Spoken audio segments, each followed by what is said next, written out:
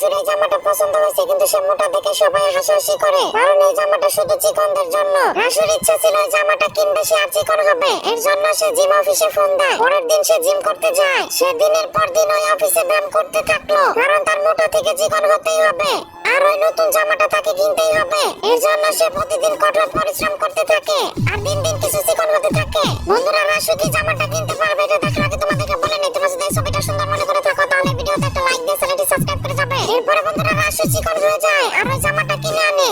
এদিকে মোটা বিড়ালগুলো তাকে দেখে অনেক অবাক হয়ে যায়। সুইটি অনেক মোটা দেখে তার স্বামী তাকে ভালোবাসতো না, তার স্বামী অন্য একটা মেয়েকে ভালোবাসতো।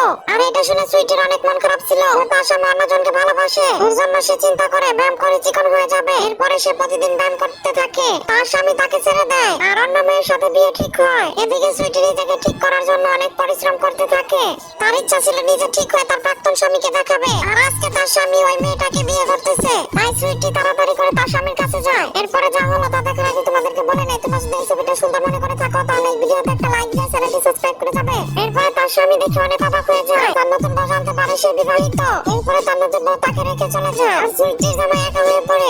রনি আর জনি ডাস্টবিন থেকে খাবার তুলে খাচ্ছিল, জনির শরীর খারাপ হয়ে যায়। আর এটা থেকে কিছু দুষ্ট বিড়াল হাসাহাসি করতে থাকে, আর রনি আর জনি কাঁদতে থাকে। এবং তারা পরের দিন জঙ্গল থেকে মৌচাক কেটে এনে বাজারে বিক্রি করে, কারণ তারা এখন থেকে পরিশ্রম করে খাবার কিনে খাবে।